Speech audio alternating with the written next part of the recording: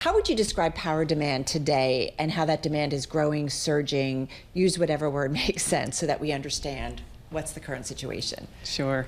So at National Grid in New York, we serve more than 4 million customers, and we deliver natural gas and electricity to those customers, and our focus is on doing it safely, reliably, and affordably. But the reality is there is increasing demand for energy across the entire state, and we serve through upstate, we serve in Long Island, and we also serve in New York City.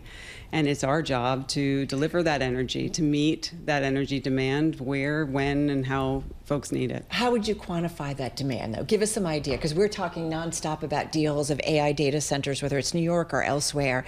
Give us an idea. How stressed is the situation? So we work with our New York independent system operator, the NYISO. Yeah. And NYISO manages what we call the large load queue. So it's essentially the companies that have indicated wanting to hook into the New York grid that have large power needs. And they estimate that the cumulative power need across those companies that are essentially in line to connect sometime over the next 5 or so years is about 10 gigawatts of energy. And so just to give you some context, at our peak in New York, we demand about 3 times that across the entire state. And another really important point is that 1 year ago, that queue was 1/3 the size. It literally tripled in just 1 year. All data centers? No, not all data centers. What is it then? Because it does seem like for many years, we thought that power demand across the country would actually stay relatively flat. And it did stay relatively flat. But just in recent years, we've seen so much of an uptick in demand. What are you seeing on your grids? Well, there definitely is the impact of data centers, but New York is also very attractive to manufacturing, and large-scale manufacturing, particularly some of the modern manufacturing we see around semiconductors and computer components. It's very energy intensive, and companies with big power needs are drawn to New York. And we are working to make sure that they have the power that they need, not just today, but well into the future. So it's interesting, right? Because we think about this White House, right? And encouraging investment from foreign companies to build here.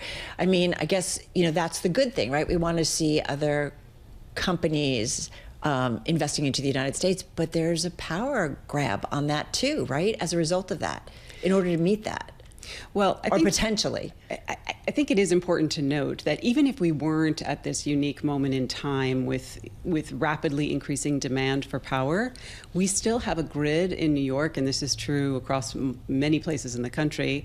We have a grid that needs investment. We have assets that are close to 100 years old. Why, right, Tim? Like, how many people? Like, why? If it's 100 years old, why 20 years ago, right? Why didn't we make the investment then? Yeah. We've been... Politics, I'm guessing part of it. That was a long pause. Please, you answer the question. Trying to understand, because it's important. We have been very careful about balancing the bill impacts which customers bear with the investments that we make in our infrastructure. And even today, where we look at assets that are 70, 80, 100 years old, we're very strategic and pinpointed about which of those assets, which of those parts of infrastructure we replace, because we want to keep customer bills low.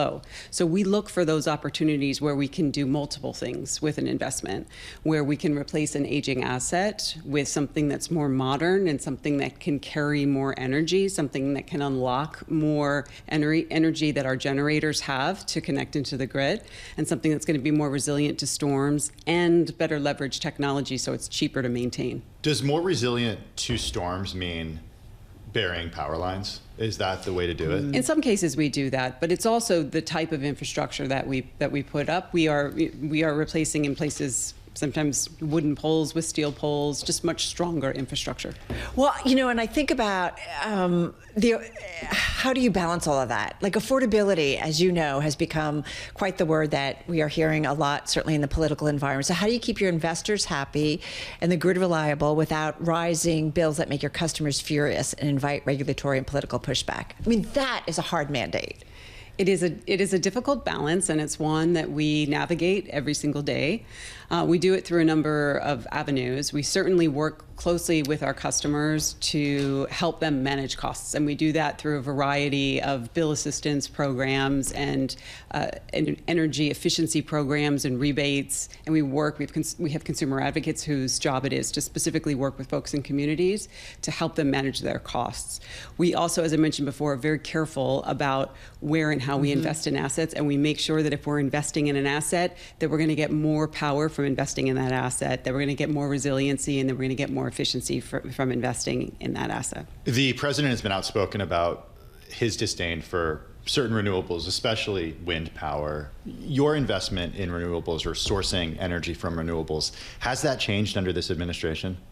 Well, we certainly support the all of the above energy approach, and are pleased with the most recent version of the state energy report that's just come out today that leans into an all of the above approach.